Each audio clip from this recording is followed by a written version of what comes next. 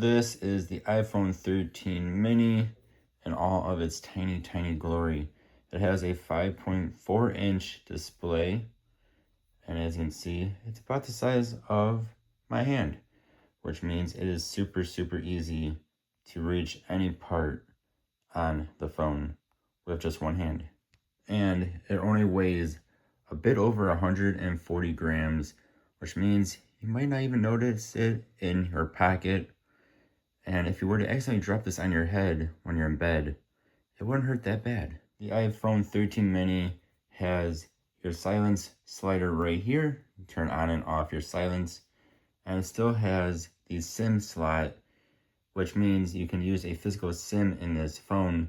So for someone like me who likes to switch between phones every now and then, easily you can do it with a physical SIM and your SIM slot right there. This, of course, being an iPhone 13 model, has your Lightning port, not a USB Type-C. Also has one speaker down there. And then we have our 5G antenna there, and then your power button. And of course, you still have this giant notch out of the top. The iPhone 13 mini is rocking the A15 chip, which means it is still a pretty quick phone. We'll go on into Monster Hunter now here, which is a decently graphically intensive game. I also have it in the max graphics it can be in, and you guys can see how quickly that loads in. Then of course we go into an actual fight here, do a solo hunt. You can see it is nice and smooth. Again, this is even in the maxed out graphics that this phone, or that the game itself can be in. Or if you're somebody who prefers some Roblox here, you guys can see the top. This is running at 60 frames per second. Every now and then it will go down a little bit. Again, this is going to be in max graphics, but you can see it is trying to go above 60 frames per second. And even when I get taken down, it's still at about 60 frames per second. Every now and then it might drop into the 50s, but this is still a very good device for Roblox and other games. As far as speakers go, this of course does have dual stereo speakers on it. This is of course a very small phone, so it's not going to be as loud as some newer phones are going to be, say something like an iPhone 16 or 17. This thing is again quite small. But here, you guys can give a listen to. This is going to be maxed out volume.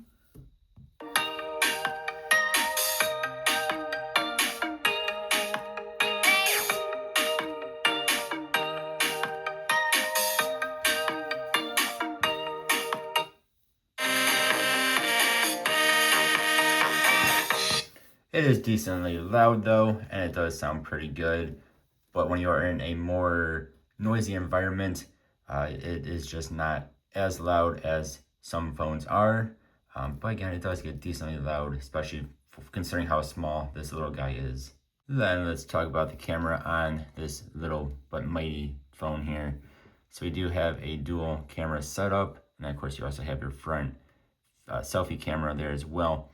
As far as photo taking goes, we can do up to 5x zoom and down to 0.5 ultra wide. If we are talking about video cameraing, we want to get 3x zoom no matter what mode you're in, up to 4K 60 frames per second if you want to do that, or you just do HD down to 24 frames per second. You can do 0.5 ultra wide, but again, you want to get 3x zoom. Being this is an iPhone 13, it does not have a macro lens on the camera at all, so you cannot get too close to your subject. I don't believe they added in a macro lens to a regular iPhone until the iPhone 16. That is not including the Pro series though. But with that said, the pictures are okay, as long as you do not have to get too close to your subject or zoom in. That 5x zoom in lens is not the prettiest of things. There are definitely phones out there with better cameras, but if you just need quick photos and don't care too much about the quality, and again, it's not terrible, it's just definitely not its best feature. Is going to be the camera that is on here if you need to zoom in or get close to something. Let's then talk about a couple of the not so good things on this tiny little phone. Now, I've had mine for a few years now, and you see my battery health is at only 89%. So that means this phone does not last all that long throughout the day. Of course, you can go and spend, I believe it's somewhere around 90 bucks to get a battery replacement for the iPhone. Then you'll get 100% battery health again, which would of course help the battery life. But the battery life on this phone, even at 100%, is not the greatest, because again, very tiny phone equals very tiny battery. With that said though, in my case, in my experience, this phone does actually last a bit longer than my iPhone SE 3 that actually has around 92 or 93% battery health. So it's not the greatest of things, but it never was, but still better than some other small phones. And of course, if you are on 5G, the battery life will kind of just tank on this guy. And you will most likely have to charge it up throughout the day. With that said, it does charge up decently quick, but again, it does use a lightning adapter, not a USB Type-C, if that matters to you.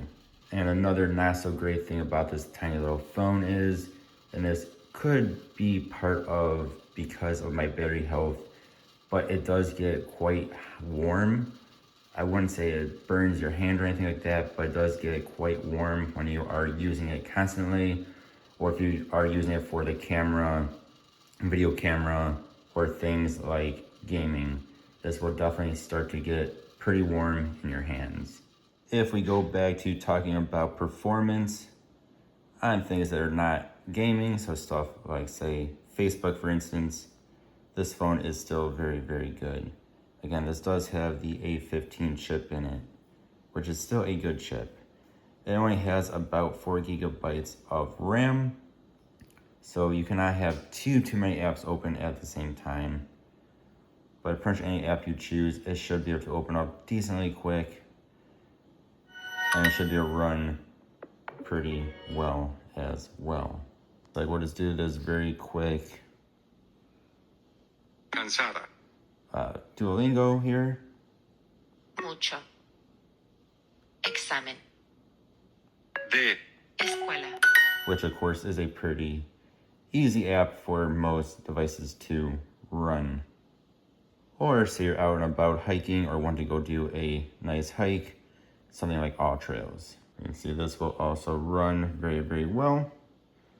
Like I said, pretty much any app you choose, it's still going to run pretty well on this tiny little device. Load in some pictures here on All Trails.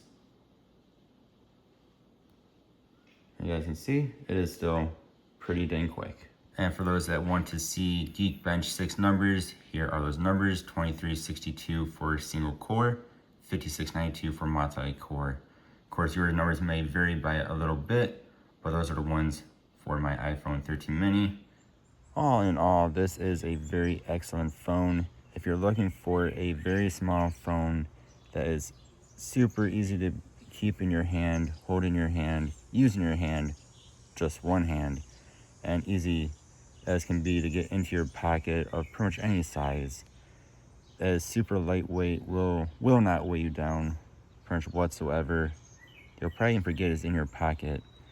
If you want the best, smallest phone that still has 5G and still works very, very well, this is probably going to be the phone for you. All in all, this is an excellent phone and still a phone I would highly recommend in 2026.